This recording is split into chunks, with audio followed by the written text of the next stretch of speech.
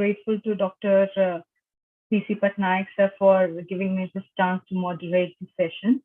And today we have three paper presenters, Dr. MIL&LS, Dipank, and the third one, Shashi Shekhar.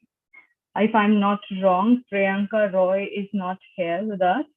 I don't think so she has joined, but if she joined in the middle, she will be given the chance to present her paper. Before starting the paper presentation, let me just briefly give you some basic instructions, and some of you must be aware about it because you've been attending this webinar from last 2 days also. And the very basic guideline is that 20 minutes will be given to you to present your views, to present your paper, to present your PPT also. And after 15 minutes, there will be a gentle reminder so that you can proceed towards the conclusion of your paper or presentation. Next thing, questions will be taken up after each presentation. And if you are comfortable, then you can look up to the chat box after the presentation and you can just take up the question. If not, if there's some technical error, then I will be reading out the questions for you and you can answer it afterwards. The third thing is very important, the listeners, please put your questions in the chat box. It would be very easy for us to coordinate and presenters can deliver the exact answer that you're looking for. So we'll start with Dr. MIL&LS, and I would like to request you to please introduce yourself first and then proceed towards your paper. So I will start with Dr. MIL&LS as we do not have Priyanka Roy with us right now. So Dr. MIL&LS, can you hear me?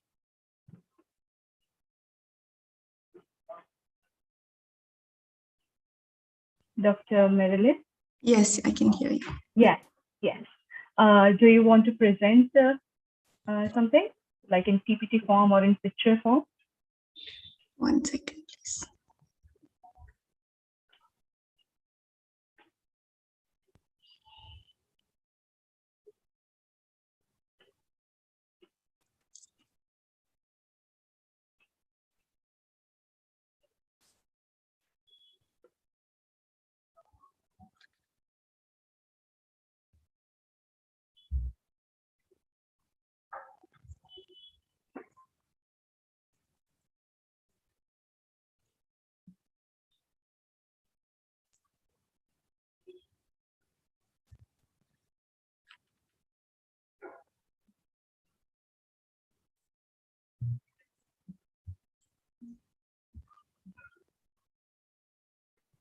I request Dr. Ramaiah sir to please give for Dr. MIL&LS the rights of co-host.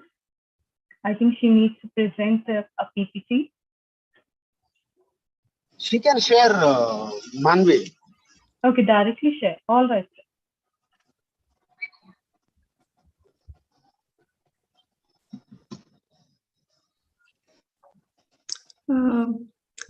There seems to be some issue with my presentation.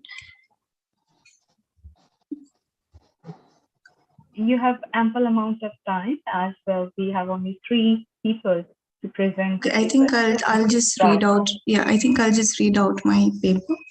All right. All right. Thank you so much. And please introduce yourself for the rest of us, and then we can. I am Dr. MIL&LS. I'm currently teaching as an assistant professor in the Department of English, the Alsing College. I have been teaching for almost a decade now. I completed my PhD from the Department of MIL&LS, and my supervisor was Professor Patnaik. The paper that I'll be presenting today is something that I am really interested in. One of the areas of interest that I have been working on consistently is documentation. So with that, I'd like to start my presentation. My paper is titled, What's in a Name? Explorations of Identity in Indigenous Narratives. The first part of my title, as most of you know, is from Shakespeare's Romeo and Juliet. I do not, however, share the sentiments of Juliet, and as my paper will show, the naming of things, or in this case, of people, becomes binding. While the first part of my paper will focus on constructions of the primitive and natives in official documents and later in missionary records, it will be followed by a refutation of the same by Khasi writers in the latter part of my paper. The arrival of the East India Company, starting with the expedition of 1774 to the Khasi and Jaintia Hills, was followed by a gradual series of extensive documentation, cartographic study, and survey in order to better understand the territory. The first few maps of the Khasi estates and demarcation of boundaries, for instance, were done in 1790 and 1799. Lyle, in the introduction to Gurdon's The Khasis, mentions reports by Fisher and later by W. Robinson, Lieutenant Yule, and Joseph Hooker, all written between 1840 and 1850. While this had nothing to do with improving the lives of the people that they were to govern, it was to accrue economic profit and to ease administration. The census was also made a part of this classification and categorization. Prior to detailed studies on the Khasis, Jaintias, and Garos being undertaken, surveys by Pemberton in 1835, Mills in 1853, W.J. Allen in 1858, Alexander Mackenzie in 1884, B.C. Allen in 1901, and P.R.T. Gurdon in 1907, whose book has assumed an almost canonical status, became binding representations in the construction of the Khasis. The need for a strong frontier and establishing the same while drawing convenient communication lines was at the center of David Scott's colonial project, which by 1835 had been established. R.B. Pemberton in 1835 corroborates that their position on the eastern frontier after having acquired the different areas has accorded the government, in quotes, a degree of security to our more ancient possessions, unquote. Not only had roads been constructed, but territory acquired and expanded, while ensuring that these dominions were now protected by those subjected to their rule. Over the years, boundaries would be configured and reconfigured depending upon their requirement and cost. The idea of a sanitaria for health purposes was realized by David Scott, all the while ensuring that surveys and expeditions were carried out to best assess how available resources could be utilized. Military, economic, and political systems were operated in conjunction to achieve this end, highlighting the concentrated exploitation of the hills. A major part of A.J.M. Mill's report of 1853 is regarding the dispute between Gibson, Duncan, and Cattle against Sona Khasia, acting at the behest of Harry Inglis, who was then assistant to the political agent Colonel Lister, who actually happened to be his father-in-law. This was taken up at the Chera court. Mill's report highlights the discrepancies in the administrative framework of the company and the exploitation of offices held in a faraway land, which was sustained mainly through correspondence. If correspondence corroborated facts and actual events by omission and manipulation, it also condoned misappropriation, as in the case of Shadwell, who is said to have manipulated evidence in this case. This, by extension, points to the nuances that existed in colonial administration because of the dependence on second or third party reports. Sweetland, in his account, highlights the corruption, but more importantly, holds up the document as something that can be used legally. So Sweetland was actually one of the lawyers who were responsible for this case, and he actually tells Mills that had these documents been published back home, which is in England, then it would have led to the fall of the company altogether.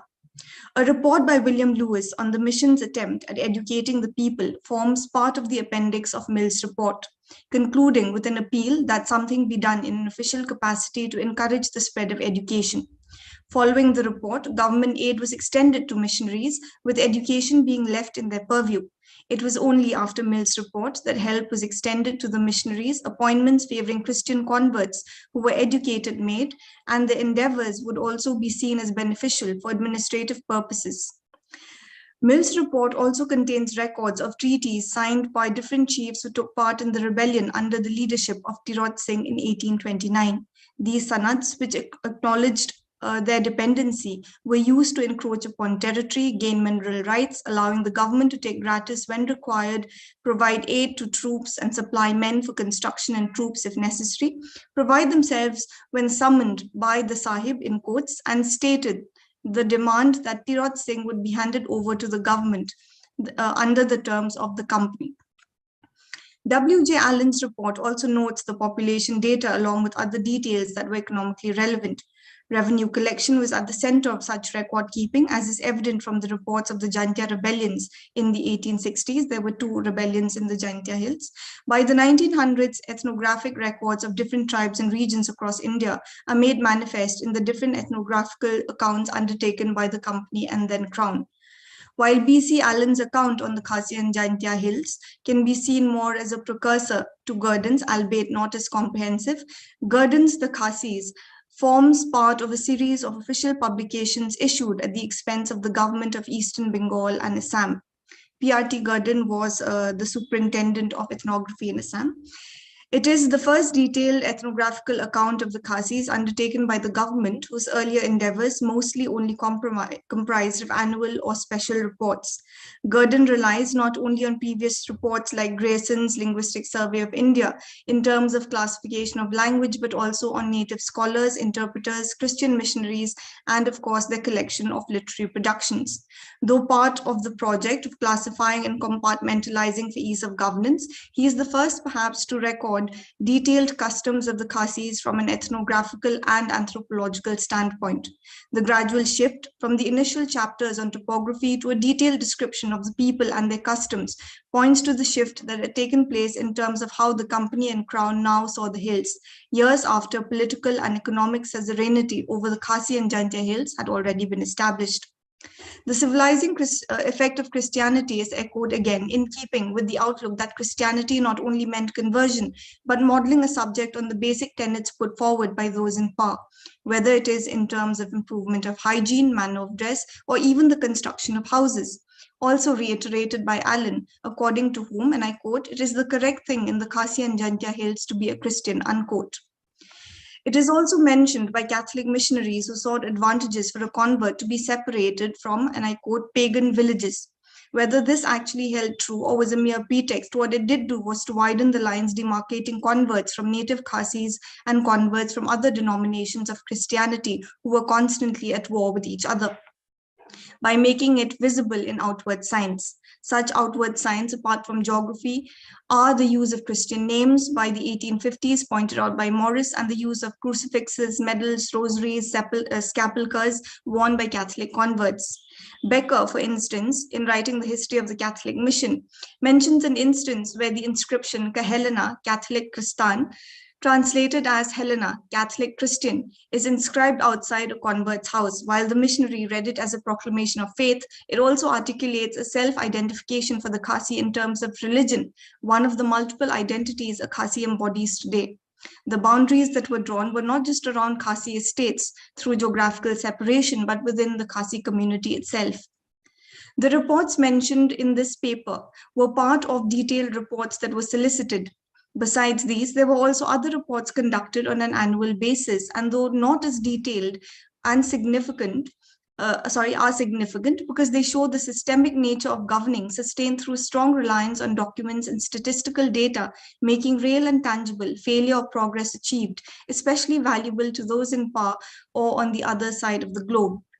These records served moreover as historiographies of the tribes, their identity constructed and reconstructed for consumption by new officials as a means of knowing in aid of governance, often unquestioned. Pemberton's text, for instance, contains a list of documents and works consulted in the preparation of the report. All the reports that follow in some form or another acknowledge their dependence on previous accounts. The status accorded to Gurdon's text even today and the inclusion of the classification of the Lingams, who were initially seen as closer to the Garos as Khasis, is also because of this text. These works served as authoritative voices. Lindsay's hunting escapade with the Jaintia Raja initially notes the sartorial splendor and the power that the Raja actually exudes, but he is quick to change his view about the tribe as a whole, who showed, and I quote, "much barbarity." The depictions of the various reports, starting with Lindsay's account, reinforces the image of the people as a barbaric tribe, only having improved in conduct because of successful governance, creating a stereotype by maintaining, according to Bhabha, and I quote, "a continual and repetitive chain of other stereotypes," unquote. to continually justify their occupation. The image of the Khasis, moreover, as the constructed stereotype of the primitive and barbaric with the potential of being tamed, is also in conjunction with the endeavor to associate colonialism with civilization while fulfilling the clause that it serves a moralizing influence. Reports by missionaries, both Protestant and Catholic, are also consistent in constructing this social stereotype of the Khasis. If company and crown officials justified their rule, the missionaries in creating the perfect subjects justified conversion efforts. Jacob Tomlin, a missionary who had worked in Singapore and Malacca, stayed in the Khasi Hills for a few months in 1837. He describes the Khasias as, and I quote, a bold and independent race of mountaineers, forming a perfect contrast to the timid and crouching natives of Bengal, and also quite distinct from the Assamese. They are indeed rude and ignorant, having neither teachers or books or any kind amongst them. Though very superstitious, they are without idols, temples, and priests, and know nothing of caste. They are much more accessible and more open to Christian instruction than the proud, bigoted, and degraded Hindus, and when more civilized and blessed with the knowledge of the gospel, they will become a very interesting and noble people, and will, I doubt not, be faithful and able allies to our government, unquote. The decision of the government to shift from the usual course of non-interference was also because of the absence of caste, allowing them to aid secular education. The definition of secular here is used in the context of the caste system. The difference between Khasis and people from the plains is also highlighted in almost all records. For a society that worked in terms of dichotomies, the construction and elevation of the European self was based on differences it saw in others. The construction of binaries based on this difference finds its way into how others were also seen. While a Khasi convert was compared to a non-Khasi convert in terms of hygiene, dress, and demeanor, the simplicity of the Khasis is pitted against the cunning of the plainsman. This is also evident in Alexander Lish's A Brief Account of the Khasis. Alexander Lish was one of the first pastors to actually preach in the Khasi Hills. The report celebrating the 50th anniversary of the first enterprise of the Welsh mission, which reached the Khasi Hills in 1841, quotes from Thomas Jones's letter soon after his arrival in the Khasi Hills, which also paints the Khasis in the same light. Years later, the image of the Khasis is still constructed along the same lines. And I quote, the untutored heathen, naturally lazy and indolent, unquote, from Jones's account in 1841, despite conversion, are still, according to the Reverend Robert Jones, writing in 1893, indifferent and indolent, and I quote, despite having plenty of time, are like all Orientals, unquote. The Catholic missionary also sees the people in general as, and I quote, slow-witted and indolent in reasoning out matters, unquote. They are also viewed as ignorant and backward, again in quotes. The references to Khasis and other hill tribes in these same records highlight the unwitting internalization of these associations and their ramifications later on the political scene even after British left. Other missionaries who followed recreated these stereotypes for the Khasis and the people from the plains, and in doing so widened the fault lines. It is again such constructs of the Khasis as a people that their culture that the later Khasi writers posit themselves. They draw from the supposedly absent history and reclaim their language to refute such constructions of an imposed identity arising out of misconstrued understanding of the Khasis and their beliefs. If, as Collins and Blott argues, literacy was constructed as endemic to the development of an identity, they would use their formal education to use it to challenge this imposed one. The first few Khasi writers were aware of these inherent differences, but did not define the other based on community affiliations. It was organized religions and denominations that were seen as a threat to Khasi culture and whom they saw as the other. The reason for having started the Seng Khasi, for instance, in 1899, was because of the propaganda of, and I quote, the Welsh Presbyterian mission and opposition from colonial government, unquote. Members of the Brahmo Samaj and the Seng Khasi worked with each other. The various prefaces and acknowledgements in texts written during this period also echo the same concern against organizations and religions with codified scripts. The emergence of the Khasi National Darbar in 1923, shortly after the reformed government was instituted, was also the result of a perceived fear that their laws and customs would not be observed by other Indians. Among its main objects stood land governance and customs. The British officials encouraged its formation, even lauding the members for having taken up the responsibility to do so. It was in the debates of the Constituent Assembly, however, that we first see articulations of the differences highlighted. When referring to the hill tribes, terms like backward, all of these are in quotes, primitive, vengeful, are used according a collective identity of the tribal, just as culture, language, customs, and the absence of caste differences acknowledged by almost all missionaries and officials who worked in the Khasi Hills is highlighted by Nicholas Roy to defend accusations against the tribal people. While some of the distinctions are quite obvious, it still highlights the perceptions that had trickled down from colonial rule. Because of the paucity of time, I will only discuss two texts today. One is MIL&LS Kisiem Khasi Batsinteng, and the other is The Story of a Tribal and Autobiography by B.M. Pugh. MIL&LS in the preface to Kisiem Khasi Batsinteng says his attempt to write arises out of the need to erase the term Rio Klau. Rio comes from the term Brio, which means man, and Klau means forest. So a man basically from the jungle, from its association with his people, Kajajban Rio. Lingdo is not the first, however, to attempt a refutation of being seen as a Rio Klau or a man from the jungle, a primitive man. Other Khasi writers before him had also done the same in periodicals and newspapers as early as the 1890s, and texts written after 1896. MIL&LS text, for instance, was published in 1938. MIL&LS was the first Khasi doctor of medicine. He graduated from Calcutta Medical College in 1903 and served in different parts of Assam for many years until his retirement as a civil surgeon in 1932. His book, Kisem Khasi Batsinteng, was published in 1938. B.M. Pugh was an agriculturist.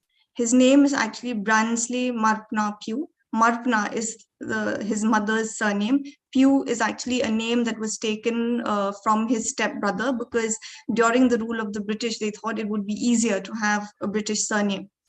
So Bransley Marpna Pugh graduated with science from Scottish Church College, Calcutta, and went on to study in the United States. He returned to India and joined the Allahabad Agricultural Institute in 1928 and was the founder principal of Union Christian College in Barapani in 1952.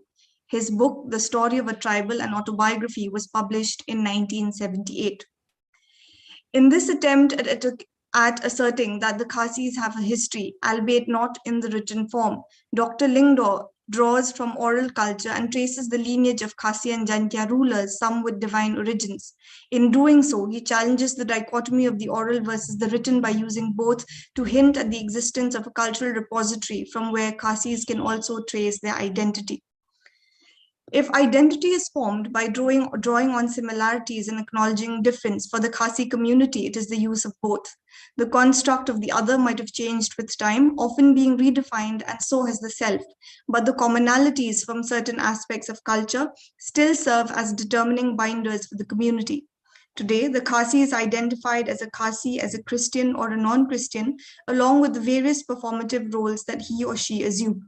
Excuse me. It is an identity that is plural and that has changed and adapted with time, but there have also been markers of this identity that are more pronounced.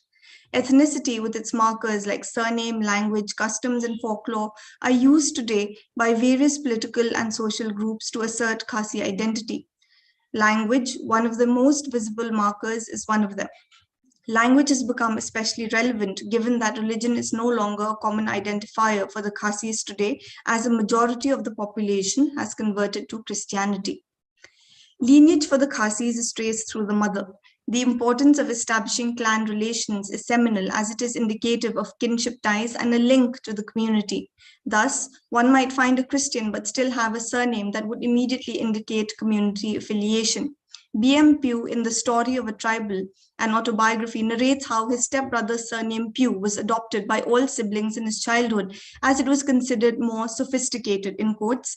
But when his brother Granville was in college, and I quote, Granville was in college, Khasi college students studying in Calcutta had begun to change their attitudes towards Khasi names.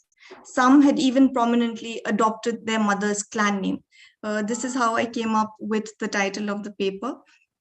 The stress on clan affiliations and the need to continue in this strain has become associated not only with Khasi identity, but with preserving a culture that set the Khasis as unique. Majau, in his later address to the community in 1992, addresses the same issue, asking community members to observe and maintain matrilineal culture in the wake of the Singkhong Rinpoche Thamai, SRT, a group of Khasi men who advocate for patrilineal, as matrilineal is a defining feature of the Khasi community.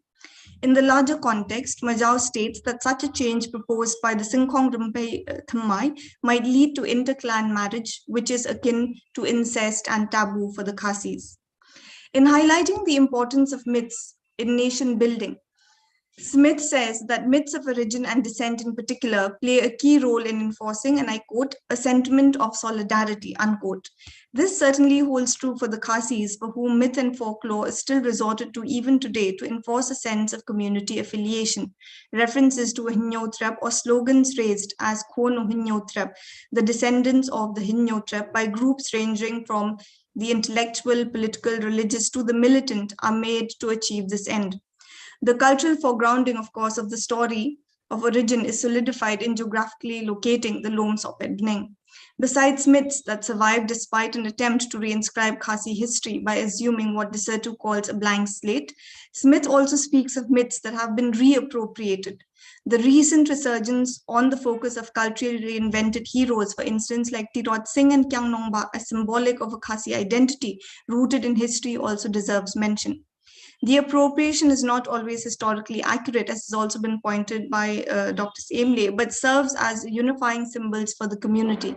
Thus, while such initiatives to link ethnicity and identity have generally been lauded as they seek to bring members of the community together by drawing on such identifiers, an overt focus on ethnicity has also been the cause of conflicts in the state. Thank you. Thank you so much, Dr. Marilyn. It was a really interesting presentation. I really like how you included the two authors. I don't think so anyone has posted any questions for your presentation or for this paper particularly, but a slight question from my side. It's a bit very tiny question, really a question. I just want to know how literary world, especially Indian literature, has acknowledged these writers. Have they been awarded? How their books are being received in Indian literature as such? I think the Sahitya Academy, see, there is a Khasi Authors Society that has worked, not at basically acting as, a sort of society to encourage Khasi writers. But at the same time, they've also worked at retrieving, writing prior to when writing was in fashion. So initially, because a lot of Khasi writers who wrote in Khasi wrote for Christian periodicals that came out in the 1890s. It was after 1896 that we had the first Khasi writer, for instance, choosing to write about Khasi culture. That person is Jibon Roy. And the only reason why he could actually do this was because he instituted a printing press.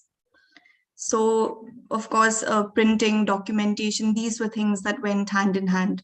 In today's day and age, the Sahitya Academy has done quite a bit for Khasi authors. So they are definitely, there is recognition, but they're also still fighting for the inclusion of Khasi as a language under the 8th schedule. So I think there's still a lot that can be done, but there's definitely been an attempt at preserving and, of course, at encouraging writers to come forward and write in Khasi or about the Khasis. So we've also had very successful writers like Janice Paryat, for instance, who write in English. But of course, there's a lot about culture, there's a lot about Khasi folk tales and beliefs intertwined in her stories. Thank you so much.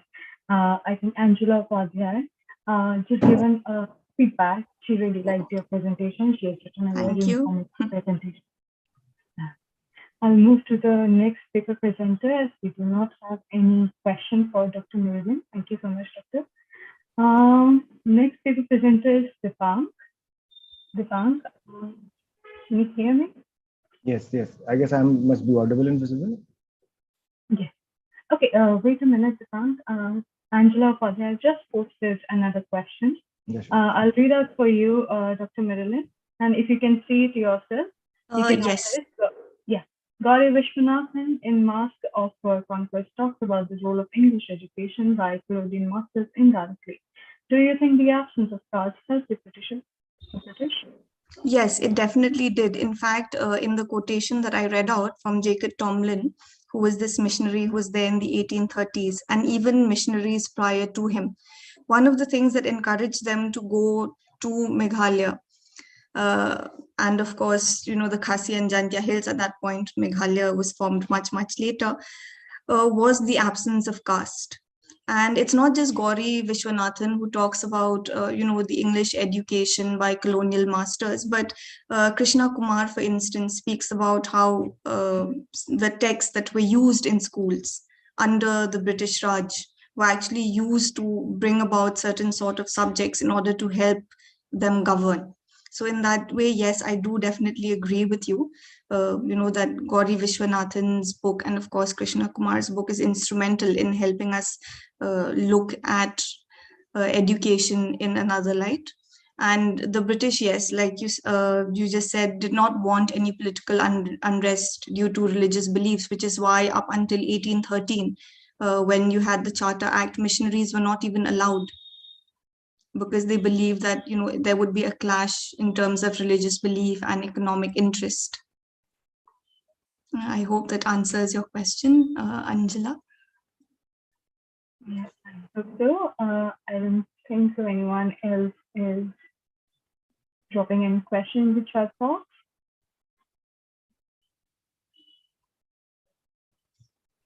Okay, I'll move to the next paper presenter, Dipang.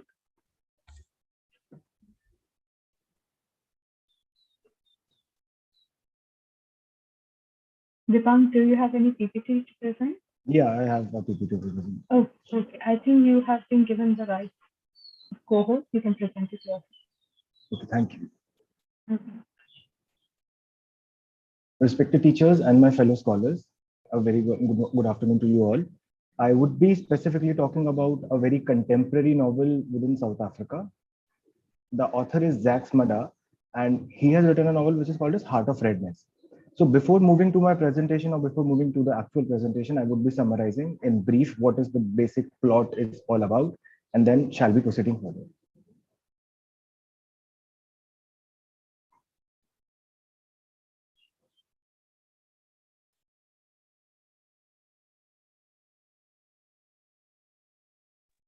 Dipang, would you mind giving an introduction about yourself? Maybe tell us a bit about yourself. That Yes. would be really great. My name is Dipang, and I'm field research scholar from the Department of MIL&LS, and I have been working under Supervisor PC Patnaik, and that's it for now. Because the point is, I am just trying to just sort the screen right now. So as soon as if I'll just start it, then I'll just continue.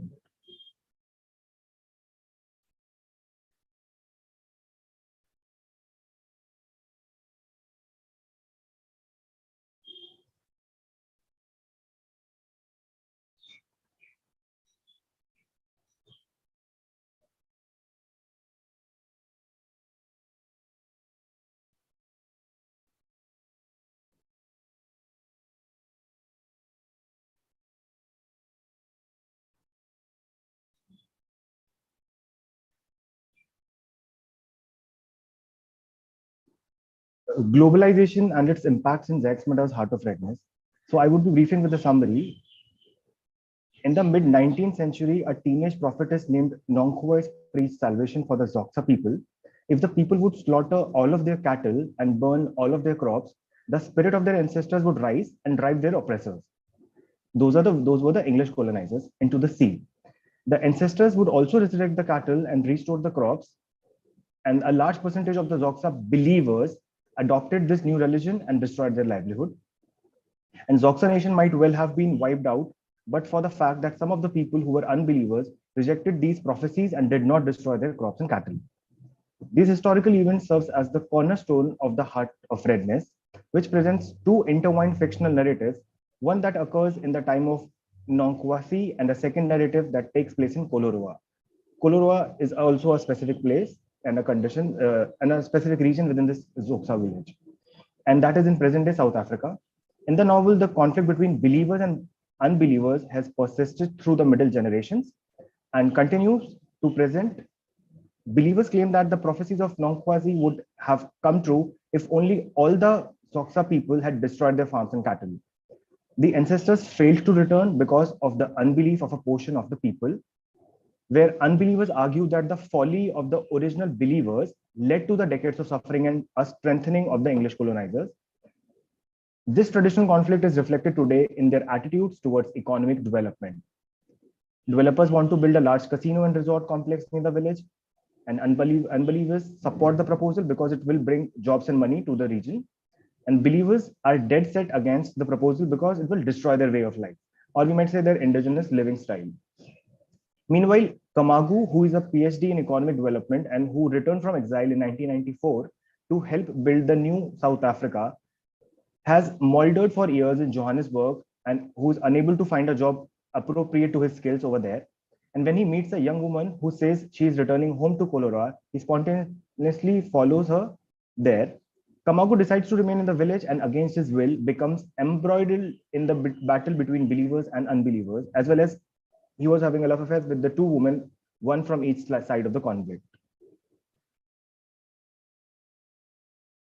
Heart of Redness is also a beautiful written novel that probes the deep spiritual divisions in post-apartheid South Africa, that is traditional values versus Western economic development, community empowerment versus exploitation, and the burden of history versus freedom to create their own future. Though the novel portrays conflicting beliefs and values, its focus is on individual persons, their vibrant characters whose stories engage the reader rather than ideas as such. One of the most interesting features of the book is the balance given to Nonkwasi and her believers. How can traditional values be desirable if they are represented by spirits who demand destruction? There is no simple answer. While the believers look exclusively into the past for direction, the unbelievers have very little insight into the social damage and disorganization that a resort complex will cause. In the end, the moral life is an individual matter. It involves living with integrity and respecting others, as Kamagu learns to do in his life in Koloroa. So this is about the brief summary. Now I'll be presenting with my paper.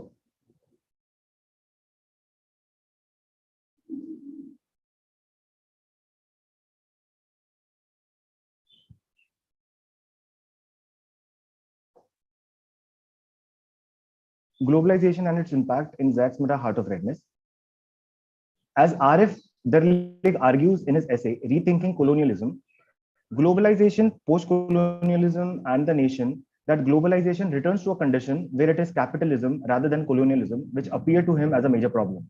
His insistence on contemporary configuration of power and present condition of existence seeks to reveal the practices of administrative centralization and cultural homogenization, which he attributes as Eurocentric model of nation and nation state.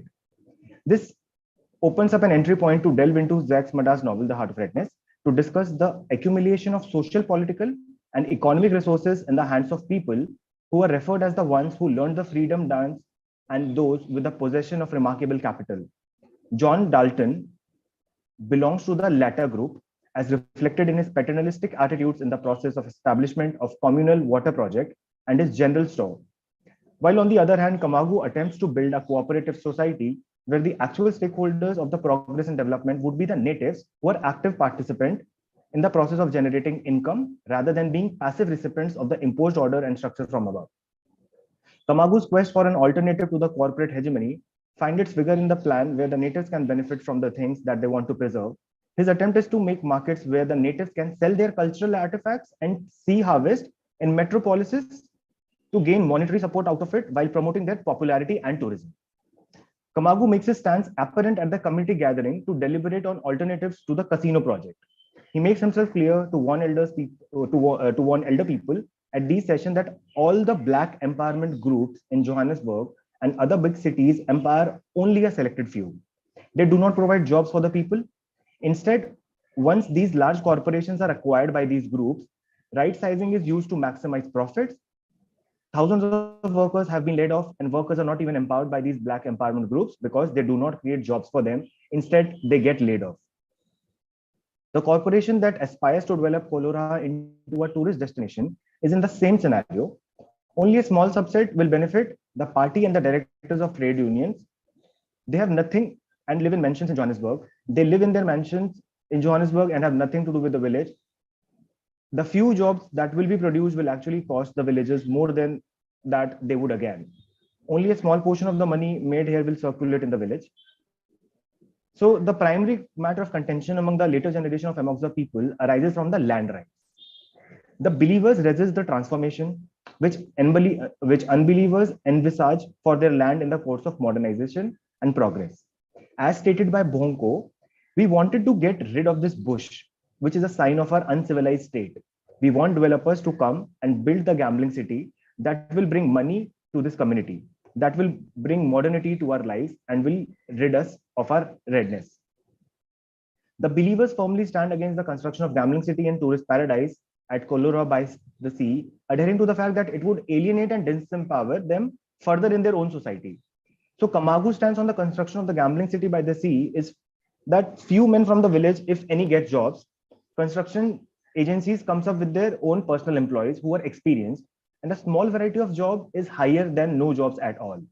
But if they are on the price of liberty to revel in the sea and its bountiful harvest and the woods and the birds and the monkeys, then those few jobs aren't clearly well worth for those local natives.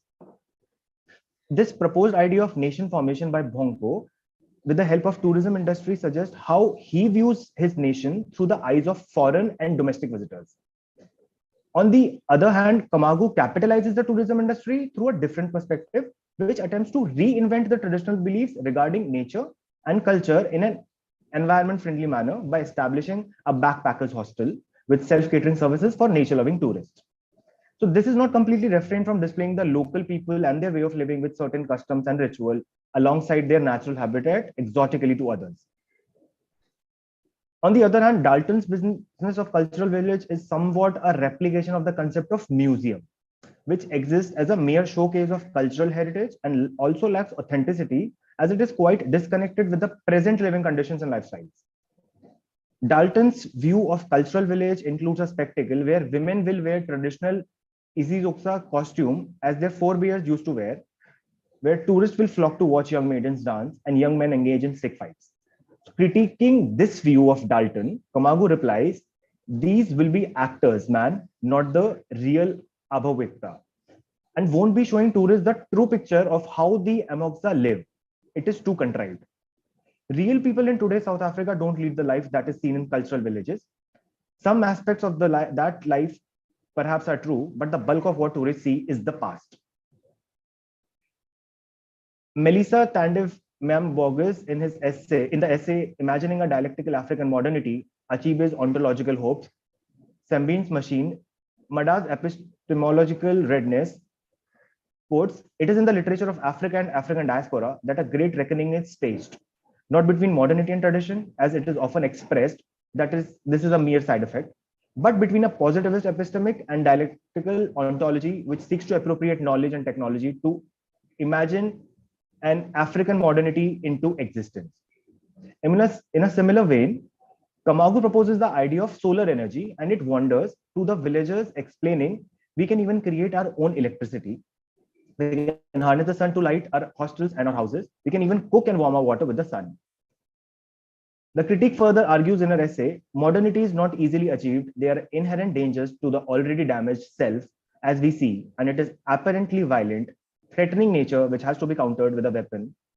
The ontological violence visited on all those people who suffered imperial domination, not just Africans, is reflected in the ambivalent relationship between modernity and development up till today.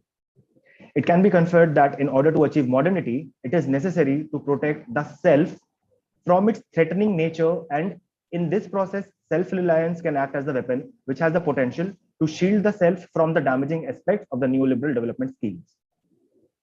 Kamagu's view of modernity aims at inventing the cooperative ways of functioning where self-reliance enables people to negotiate their ideas and ideologies, not through a passive process of assimilation, but through an active and selective appropriation.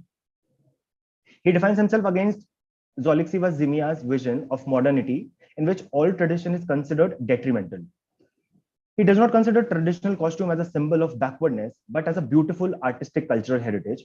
He sees girls playing topless as an integral part of a culture that is not ashamed of breasts.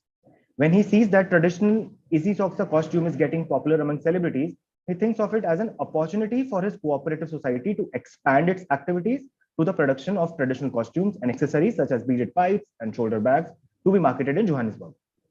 He thinks of preserving the cultural heritage while turning it into a steady source of income for the village community, making use of the cultural handicrafts and artifacts and strengthening the village economy. Whereas Zimaya's understanding of her culture seems to be trapped in a colonialist framework, and to her redness qualifies as equivalent to primitiveness, and therefore it becomes intolerable to stick to it. Her hatred for the tradition by the end of the novel drives her far away from the heart of redness to the space remarked by the presence of the aristocrats of the freedom. Kamagu's experience of racism in the United States of America prevents him from sinking into the disillusion, which Zimaya does not see through. It is traditional Isizoksa costume which provides Zimaya's mother, No Petticoat, this is the name of her mother, a newfound interest in which she excels and takes pleasure in sewing. So after an internal battle, Zimaya's mother, No Petticoat, love for the color of red is rekindled by Kamagu and the women from the cooperative society by becoming an active member, where she rejects the model of Western education and ideals imposed by her daughter that Bhonko fails to register. Bhonko is the father of Zimaya and husband of No Petticoat. No Petticoat willfully graces the beauty of redness, which Zimaya perceives as a form of betrayal on her mother's part, and afterwards decides to leave her home. Kwekeswa is another character belonging to a different community, like belonging to the believer side and belonging to the present generation. Kwekeswa's interest in the abode of nature and its fruits reflects when she cuts a foreign tree to save the local ones from the damage that imported trees can afflict on them. So she saves the local trees from turning into relics of past. And this incident influences Kamagu heavily and urges him to take a stand against the progressive beliefs of the unbelievers. The local trees which Kwekeswa decides to save can be seized as the microcosm of the Amoxa society that needs to be rescued from the perils of gambling city and water park. Kamagu, with a combination of his creative designs and innovative thought for the employment of women of Amoxa with the production of traditional Xhosa costumes and accessories such as beaded pipes and shoulder bags to be marketed in Johannesburg, and this would offer them money based on their talent and efficiency. With the help of cooperative women society, he attempts to decentralize the accumulation of wealth while countering corporate hegemony in order to build a self-reliant society. This ultimately helps in preservation as well as promotion of traditional culture while capitalizing on it for the material benefit of the entire community. And this can be seen as an impact of globalization, which caters to empower the marginalized and the disenfranchised section of the society within the novel. Towards the end of the novel, Kamagu tries to resolve his 5 years of feud with Dalton, who was also an owner, who has established his cultural village at Koloroa. He advocates a strategic marketing using the name of the prophetess, Nongwazi, in all the important travel magazines, who happens to be the responsible factor behind the bifurcations of natives into the groups of believers and unbelievers. The name of the prophetess revokes an event of historical significance in the lives of the native, which could have been utilized in maximizing the profit to be gathered from the tourists in a holiday camp set by Kamagu. He implies the same by arguing that it would have been even more profitable if she had been buried there. So the idea behind capitalizing the image of the prophetess could be seen as an attempt to utilize local tales or folk tales with a motive of transforming the place into a capital procuring asset, banking on the exotic image of native space in the eyes of the tourist. What needs consideration here is a proposal for the coexistence of Dalton's cultural village and Kamagu's holiday camp, which are two working models of development in Koloroa. If accepted, Kamagu can use his business expertise at expanding the holiday camp. Kwekeswa's interest in the abode of nature and its fruits reflect when she cuts a foreign tree to save the local ones from the damage of that imported trees can afflict on them. She saves the local trees from turning into relics of past. And this incident influences Kamagu and urges him to take the stand against progressive beliefs in unbelievers. And the local trees which Kwekwezo decides to save can be seen as a microcosm of the Noxus city that needs to be rescued from the perils of gambling city and water parks. On the way to Koloroha, he observed the indigenous trees all around and feels fortunate that he lives in Koloroha. It is better for those who want to protect indigenous plants and birds, at least for now, but for how long? Sooner or later, powers may decide on behalf of people whether it is good for people to have a gambling facility in Kolora by the sea. Thus, a gambling complex will be built. What needs to be investigated here is the possibilities of these different paths of progress, as indicated, one that of Dalton and the other by Kamagu. The model of progress that Kamagu advocates requires recognition and preservation of the native flora and fauna, while the model of progress suggested by Dalton involves complex nexus of capital and power and its inclination towards greed. The question which needs further exploration is the conflict between progress and preservation in the context of globalization for a better understanding of the forces which shape the contemporary certain circumstances of the natives. The problem faced by indigenous peoples are intensified by globalization. The consequences of globalization can only be understood by linking highly localized process to greater global and historical forces. The indigenous people have resisted and adapted to encounter with the state for thousands of years, and indigenous people strive for the right to become stakeholder and not moot participant in decisions which determine their land, lives, and livelihoods. Thank you. Thank you so much, Srikant. It was a wonderful presentation. Thank you. The floor is open for any questions, comments, or any clarification. You can put up the question in the chat box.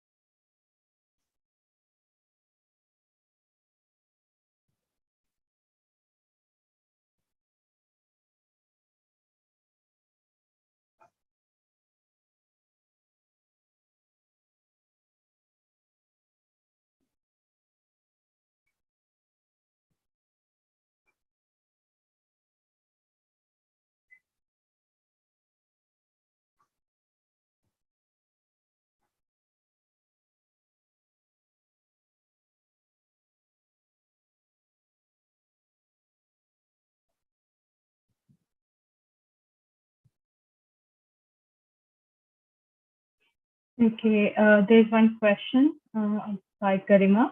She has first thank you for the presentation.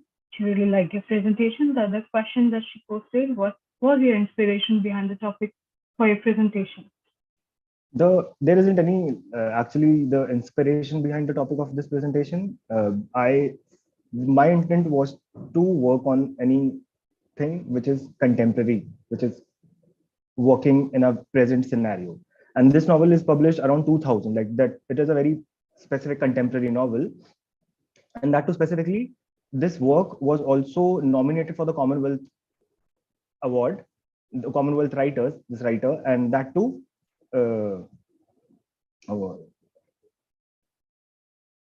That too from South Africa. So the point is that this is a very new topic, not new actually, but something which is untouched and which is very contemporary, and that is the reason I took this specific novel by Zaxmada, The Heart of Redmond. What others? No, this would be the first research which I would be working on South African tribal literature. I was initially working on a separate topic, but while reading this text and while presenting that, I switched to this diasporic writing and post-colonialism. This is specifically the first South African tribal or the text which I am reading. Not the first, like apart from Archive, like that was in our syllabus also, even Godimer. So this is a very contemporary novel, and that is the point which fascinated me. All right, Divant. I don't think that there's any other question. It's just that Chandrasekhar also liked your presentation, and he said this was an amazing presentation. Thank you for sharing your views. If someone has any question, they can post it in the chat box.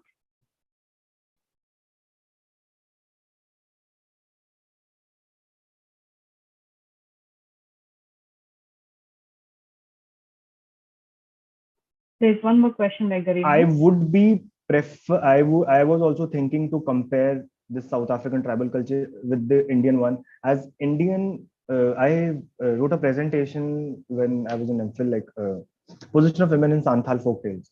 So that was a completely specific topic. And with regard to this topic, the point is, see, we are focusing in this novel, we were focusing upon the South African diaspora or South African natives. But the point is, as every country has their own folk tales, every country has their own myths.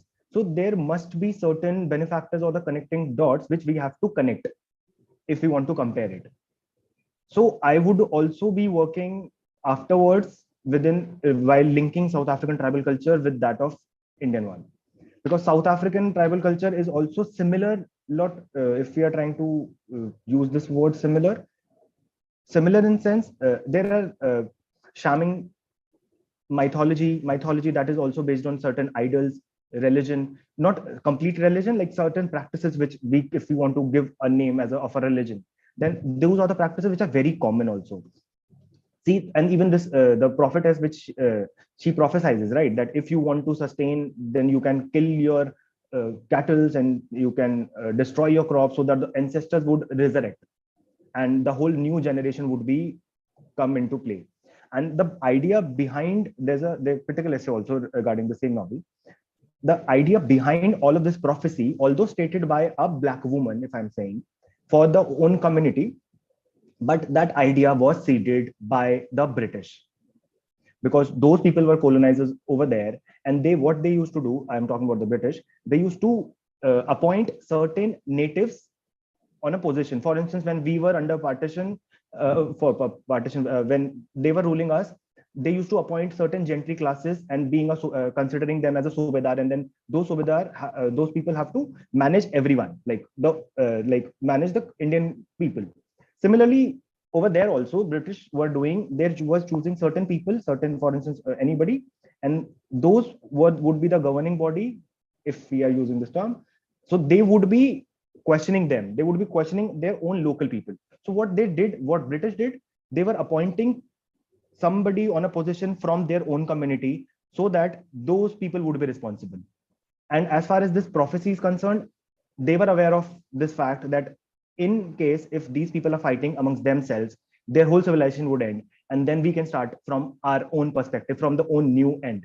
So there are different, yes, definitely there are two different approaches of whether we are considering this seed to be sown by the British or by the prophecy which was there. So this is a debate also, whether we want to, which side which we should choose, or what is the actual reality behind all of this incident. So I guess there are also, there must be different areas of interest within this Indian culture as well, as far as with that of South Africa. Certainly. Thank you so much, Dipank. I can't see any more questions for you. So we'll move to the next paper presenter. Thank you so much, Dipank. Thank you. We'll move to the next paper presenter, which is the last paper presenter also. Shashi Shekhar. Are you here, Shashi Shekhar? Yes, am I audible? Yes, Shashi, you are audible completely. Right. So you just, hi. You just introduce yourself and then you can proceed with your paper. Right. Thank you for, first of all, I would like to thank entire MIL department for allowing us to, present our papers on such a topic which is very contemporary and which requires a lot of attention. So I will be presenting my paper on Hasda Suvendra Shekhar's The Adivasi Will Not Dance. Right. Before I begin with my paper, let me also tell a little about myself too. My name is Shashi Shekhar. I am an MPhil scholar in Delhi University English department, and also I have been teaching in Kalindi College as assistant professor. And I think that's all about me. And now I would like to begin with my paper. And I don't have PPTs to share, so I would like to read my paper. Okay.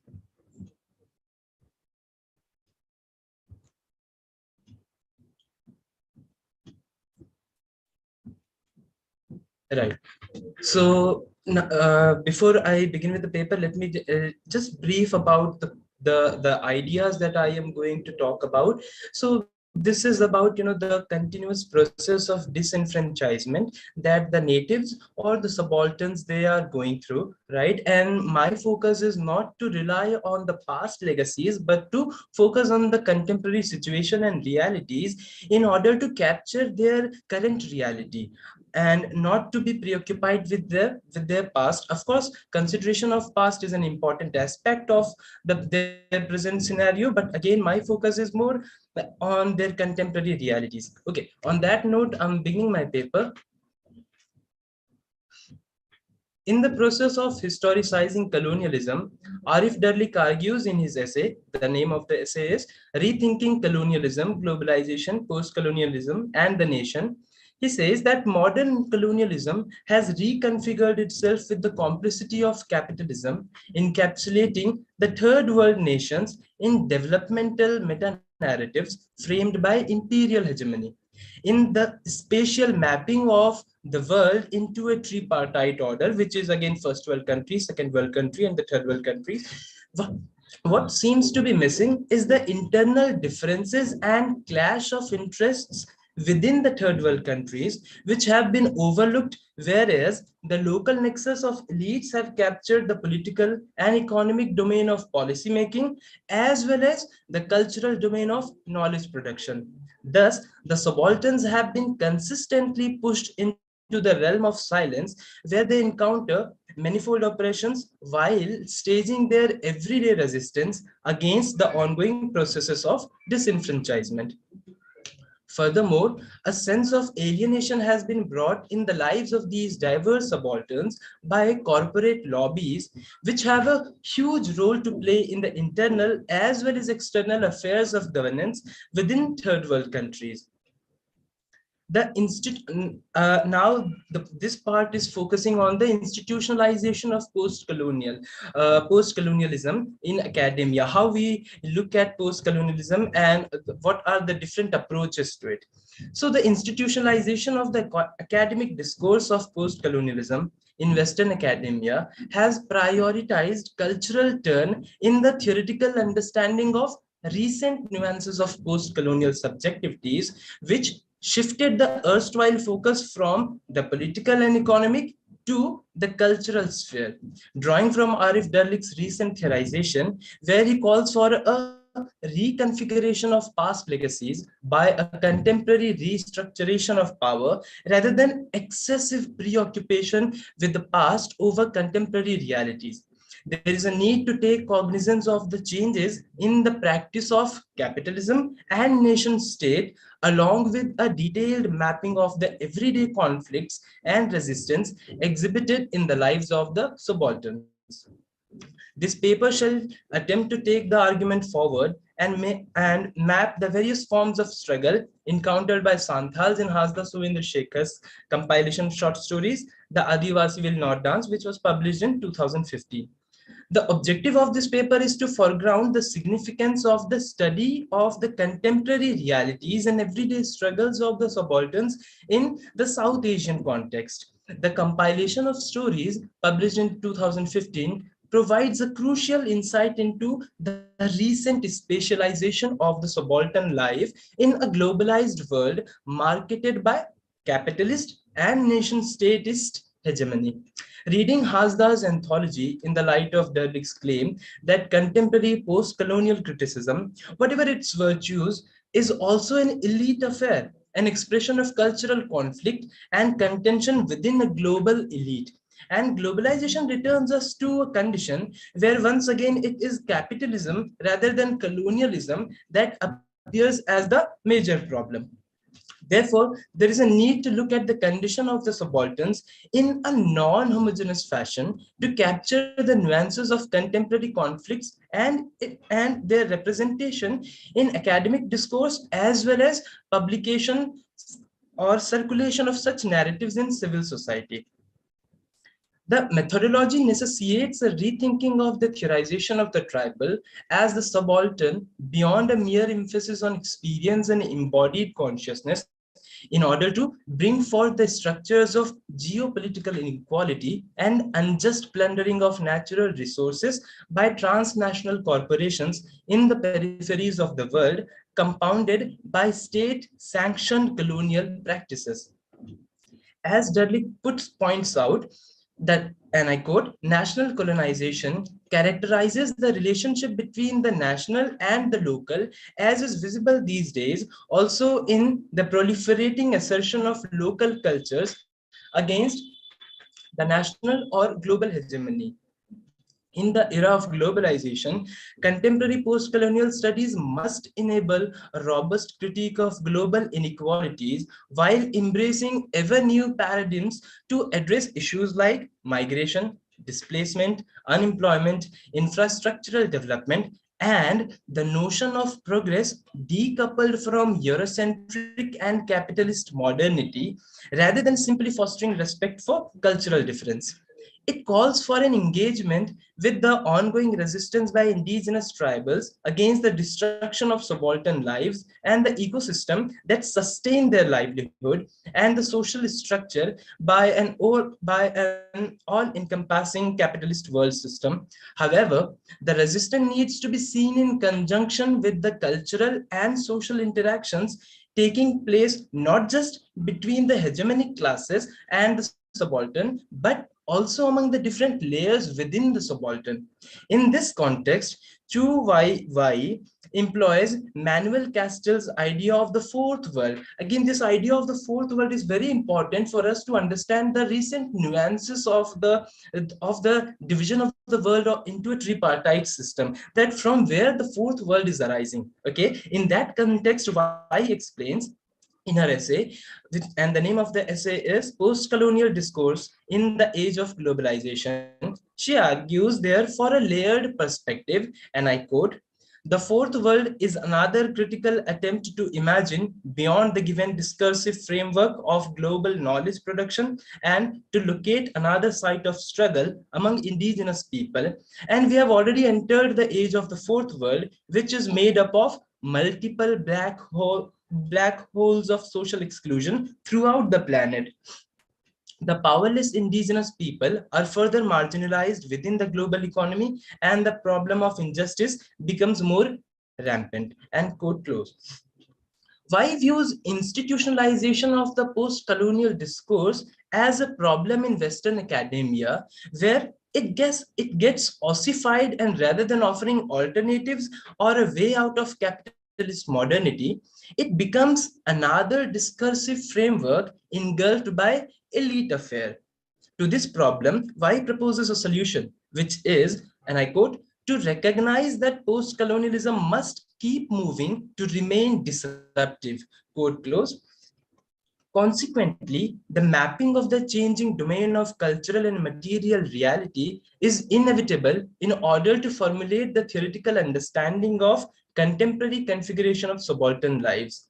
Drawing on the concept of empire by Hart and Negri, Derlich proposes, and I quote Derlich, "Concepts inherited from modernity are not sufficient to capture the realities of contemporary world, and to the extent that we are able to see through earlier spatial and temporal mappings of the world, and it generates its own contradictions. These contradictions are no longer between just East and West, between civilizations or nations, or between colonizers and colonized, but in places marginalized or worked by a transnational capital and the institutional innovation it invites." Quotation close. It is this very site of marginalization where transnational capital bases its premises in order to devour the natural resources to generate profit while pushing the subalterns into further deprivation.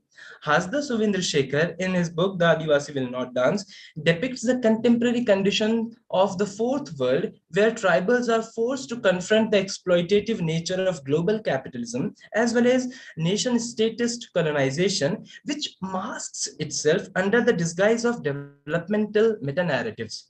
The ongoing process of marginalization under the condition of globalization, has uprooted subalterns from their native land and has dispersed them into the outskirts of the metropolis to provide cheap labor for the developmental projects run by the comparative bourgeoisie.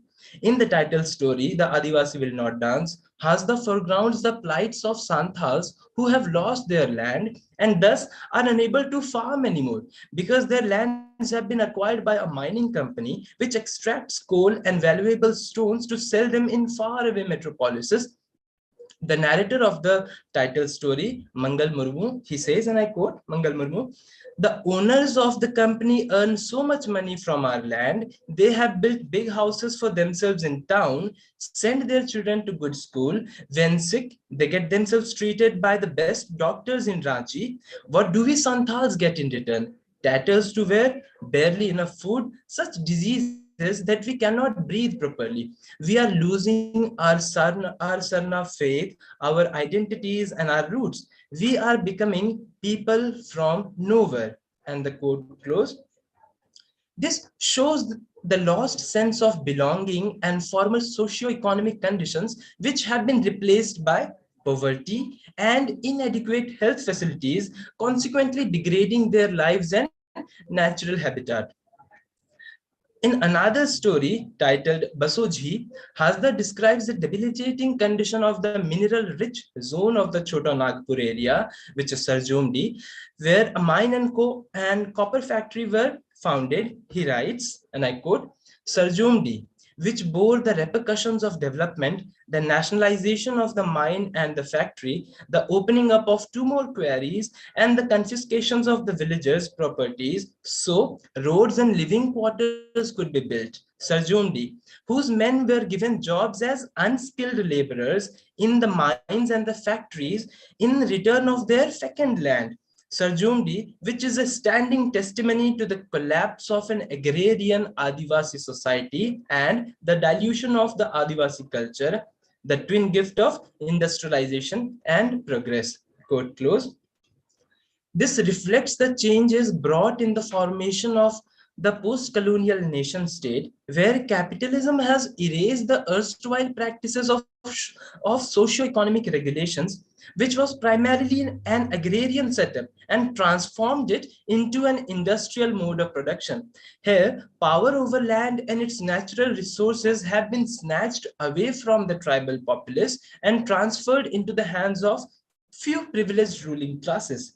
It is the juncture where the contradictions of post-colonial efforts at nation buildings are most obvious and can be captured, which Derlick underscores in his essay. It also highlights what Derlick implies when he says that the idea of imagining the nation has been marked with the legacy of colonialism that, however, seeks to refashion a foreign practice into a native phenomenon. A parallel can be drawn vis-a-vis the treatment of subalterns in third world countries in Hasdas, the Adivasi will not dance. And I will also refer to the presenter who presented before and also put forwarded Zakes Mada's The Heart of Redness. There, and this question was also there where we were trying to find the parallel, right? So these parallels can be found when we are trying to locate the role of capital and how globalization is linked to this process of disenfranchisement. Both these texts, they represent the plight of the indigenous population as a consequence of the neoliberal state practices degraded further by corporate interests for maximizing their material profit. Hasda also captures the aftermath of the socio-economic and cultural reality which follows the developmental programs validated and valorized by the nation state. In the title story, the Adivasi Will Not Dance, Mangal Murmu, a former farmer and a leader of a dance troupe, argues, and I quote, Murmu, our music, our dance, our songs are sacred to us Santals, but hunger and poverty has driven us to sell what is sacred to us. This shows how tribal culture, dance, music have merely become a spectacle of token celebration in the eyes of non-tribal population, and no heed has been paid to their material plight.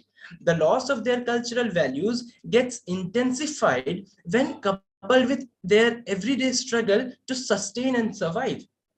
This becomes stark when Murmu describes the condition of his dance troupe and their art forms. He says, like me, even they are tired, disillusioned. Diku, which is a term used for non-tribals by tribal populace in Santhal. Diku, children go to schools and colleges, get education, jobs. What do we Santhals get? Yet, what has our art given us? Displacement, tuberculosis. Commenting on the ongoing projects of development and employment, Murmu also raises his concern and he says, ministers from Delhi and Ranchi, all dressed in their best Neta clothes, all very happy with progress, the development, what Mahan? Which great nation displaces thousands of people from their homes and livelihoods to produce electricity for cities and factories? And jobs become a servant in some billionaire's factory built on the land that used to belong to that very Adivasi just a very week earlier, quote closed. This serves as an accurate illustration of what Derlick explains regarding the colonial practices of the nation state, which, and I quote, has become more apparent in these new settings as the formerly colonized have sought to establish the hegemony of the nation and the national idea over widely disparate populations. Quote close. Murmu's speech become quite significant in relation to what Derlick expresses regarding modern colonial practices when he writes, modern colonialism has brought with it the ideology of nationalism, which not only made it intolerable, but fostered aspirations to identity with deep cultural consequences. And quote close. This forging of a national identity by absorbing the internal differences within the third world countries is explicable when viewed through the lens of anti-colonial struggle, as the underlying motive was to create a national identity in opposition to colonialism while the country was going through this fight for freedom. In the process of achieving this, the cultural identities were subsumed and assimilated, which Derlick explains as buried under the celebration of historical emergence. This can also be viewed as a cultural colonization, where cultural identities from the peripheries of the nation state were forcefully assimilated to create a homogenized identity in the post-colonial era. Hasda represents this process of assimilation in the story, and the title of the story is They Eat Meat, where Panmuni ji who happens to be a resident of Jharkhand, but then because now she is the part of the first generation learners, so they have moved on to different city. So this is the layering which we need to focus on, that when we talk about their current realities and circumstances, then we need to identify these distinctions and differences, that how within this category of subalternity there are different layers, and how these different layers have their different concerns, different problems. All right. Okay, so they eat meat, where Panmuni ji has to conform to the Hindu beliefs along with accepting the rules and regulations of the same after moving to Vadodara. Hasda describes, and I quote, in Odisha, Panmuni ji could be a Santhal, an Uriya, a Bengali. In Gujarat, she had to only be a Gujarati. And when she had such thoughts, the demands to conform with the society she was living in made her feel constricted. Quote close. This depicts that the shaping of the subaltern subjectivities depends on the localized encounters and interactions in any given geopolitical space, which Hasda also sums up in his story as an idiom, Jemon Des Temon Bej. Derlick explains regarding the notion of empire, and this notion of empire becomes very important for us to also acknowledge that these different and varied narratives that we are trying to look at, what connects these different and multiple narratives? What is this point of a conjunction that holds all of them together? So in order to understand that, we have to go to this concept of empire, which is explained by Hart and Negri. And Derlick, he is drawing on this idea of empire by Hart and Negri, and he says its very abstractness captures the increasingly abstract nature of the economic and political power in the world, even as the latter infuses society thoroughly, from the highest level of governance to everyday social life, including the life of the body. In this sense, the emergence of the category of the fourth world becomes a site of marginalization by transnational capitalism, as well as nation-statist neo-colonial practices. It can be viewed as a spatial category marked by the presence of subalterns and their struggles in resisting the ongoing processes of disenfranchisement. It becomes quite necessary for contemporary post-colonial criticism to reconfigure itself in order to deal with the ongoing processes of social exclusion as well as newly emerging issues and paradigms. Jody Abird and Michael Rothberg, now in an essay which they write jointly, they explain, the title of the essay is Between Subalternity and Indigeneity. They explain why there is a need of interaction between the subaltern studies and the indigenous studies. They advocate an approach which can be used in methodological investigation of cultural, social, and identitarian questions concerning marginalized communities. It is important to pay attention to the limits and potential powers of both the academic theorization in unraveling the problems which lies in uncovering a non-Eurocentric historiography of the subalterns. It is indeed an important turn in theorizing about the subalterns who, in a framework of liberal democracy, continue to face repercussions of ongoing nation-building developmental projects sanctioned by the state. Thus, the short stories by Hasda foregrounds the contemporary realities of the subalterns, which demand a multidisciplinary approach in order to examine the formation of subalternity with reference to the specificities of the geopolitical spatialization. Thus, the text by Hasda can be treated as a crucial intervention in the discursive framework of subaltern lives and their nuances, which demand attention to the varied layers of subalternity along with their various political, economic, and cultural concerns, along with challenging the existing paradigms of progress and development. Thank you. Thank you, Shashi, for such a nice presentation and interesting paper. As you can see in the chat box also, there's one question for you by Angela Upadhyay. The corporate greed has indeed pushed the marginalization of the tribes several notches. But what is the solution when this is promoted by the state machinery under the propaganda of the progress? And she has the idea of the fourth world is very realistic. Yeah. Yes, thank you, Angela, for pointing out this. So again, when we are looking at solution, so I think the solution is also hidden in the presenter who presented just before me.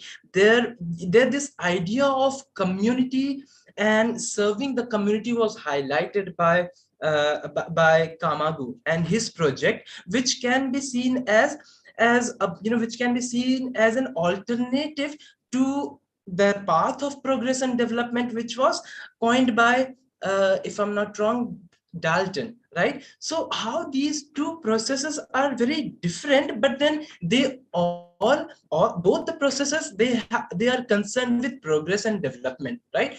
So when we are talking about progress and development, the essential and integral part of such decisions are to make them active participant in the decision making part, and not as the populace who are just imposed with these government policies and orders, where they have to simply vacate the land which they were not just using for their inhabitation, but then apart from that they also use that for various grounds, also for socialization. Also their entire life and culture, lives and cultures are also dependent on it. So until and unless these realizations are not, these realizations are not proposed out there by such creative pieces of writing, for example Hasda's The Adivasi Will Not Dance, then we will until then we will not be able to understand their concerns in a non-homogeneous fashion. So this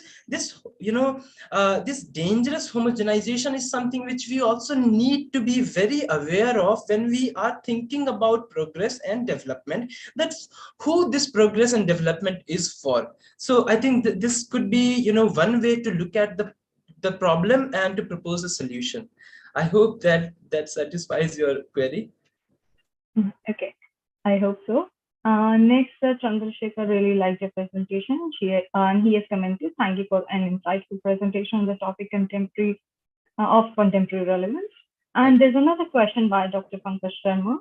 Where do you locate this tribe and culture today in the age of globalization, climate change, and political as well as cultural invasion? Okay, so in order to understand this layered understanding of of tribe and their culture, has the now I will have to refer to the stories, and I will also try to brief about it, so that it will be also sensible for all of us. So in his stories, in one of the story, Hasda is talking about one generation of family in Santhal who have moved out of the native land, and then they are working somewhere else, they are employed somewhere else. So the problems that they have would be very different from the problems that the people who are still protesting there, struggling against the disenfranchisement which we come across in news in many parts of this Jharkhand and Chotanagpur region. There we see that these protests are ongoing. And also you know to refer to another incident from the novel, which is about construction of a dam which is going to procure electricity for cities and people who are not within the regional area. So now we also have to understand that how these cultures are diminishing by the practices of nation state, and these ever changing practices of nation state, which keeps focusing on maximizing the profit without considering the tribals as citizens of the country, right? And okay, the next point is also about climate change and political as well as cultural invasion. So with respect to climate change, it is very important to understand that until and unless we do not preserve the land which they are trying to save, we will not be able to do much in this field, because that land in question is very important, not just for their culture, not just for the practice of politics and economic regulation, but then also for the ecosystem. We also this is an interesting fact about a region in Chotanagpur area which should be preserved as a cultural heritage for the kind of species of flora and fauna it has. But then again, the way we are doing away, or we are just giving away these lands to corporate lobbies, that is something which needs to be looked at, and we need to put a check on it, although there are legal policies for that. But then again, we also are aware that how loopholes are created in such legal policies in order to take benefit of their land, while they are the ones who are further disenfranchised.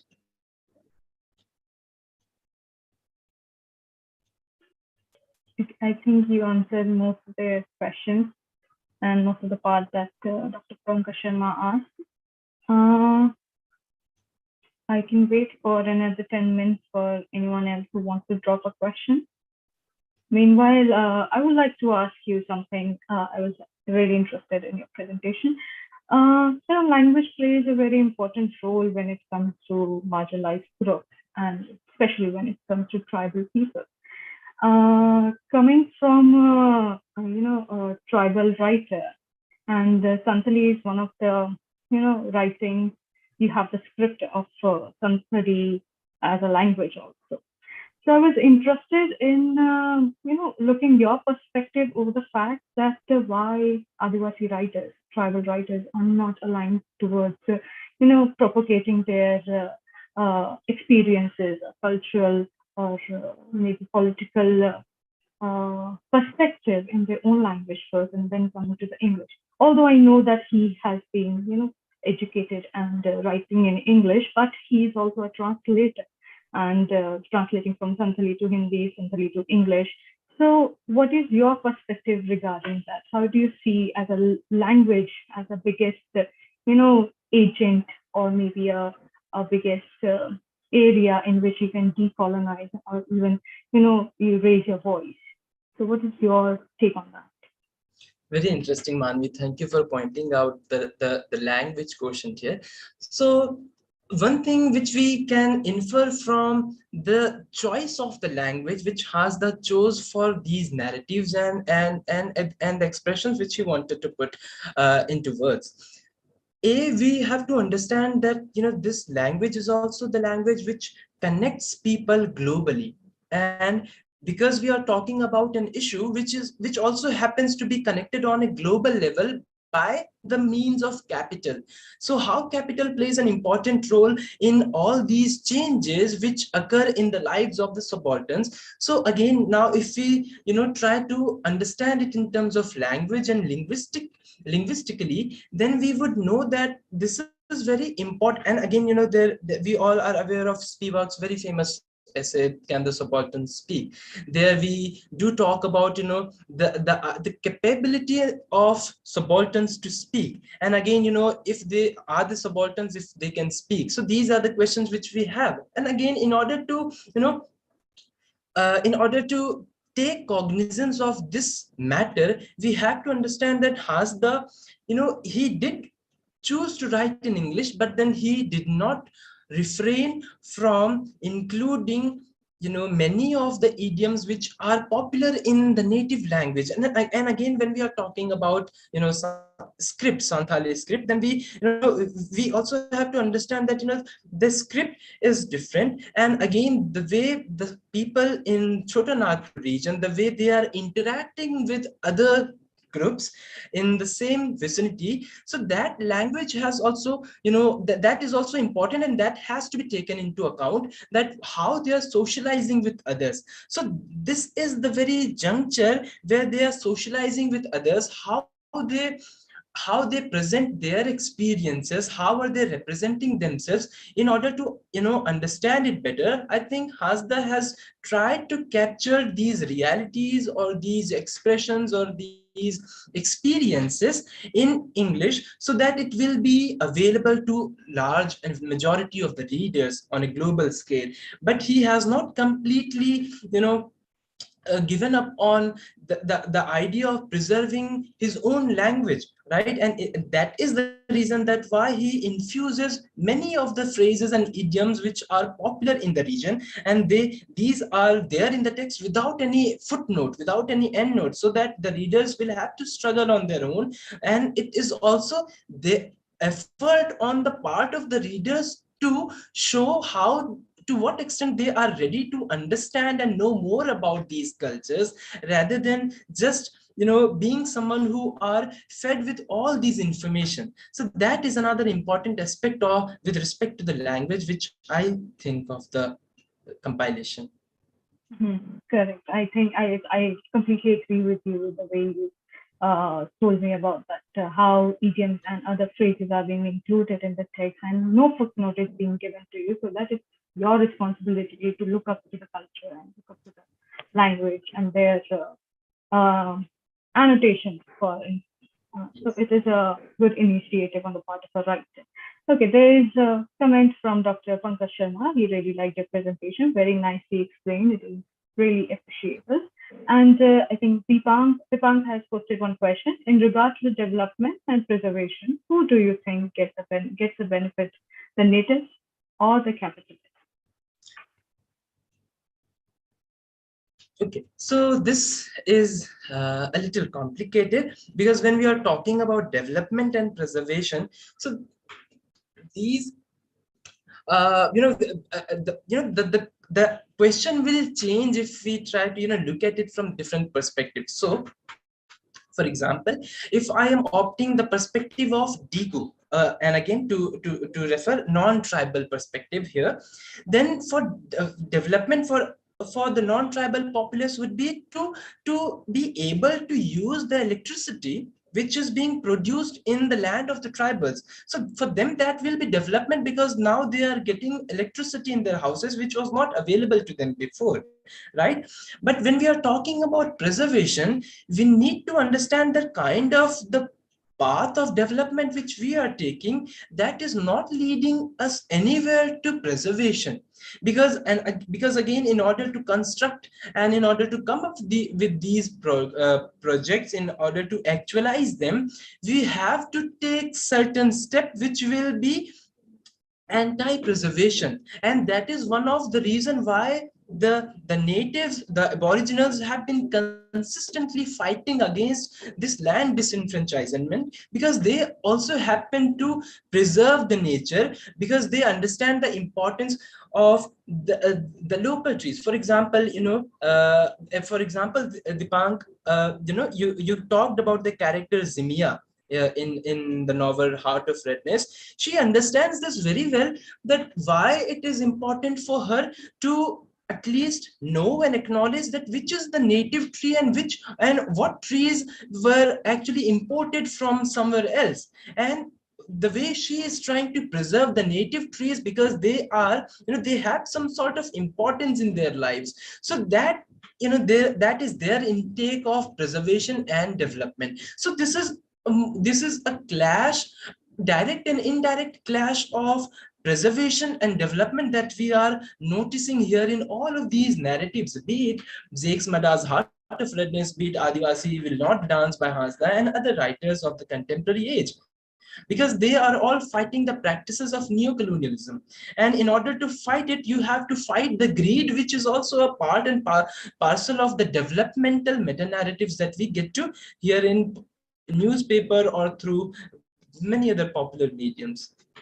I hope that answers your query. Yeah, and he acknowledges that. And also, we can wait for a few more minutes for any other person to drop a question or query or comment.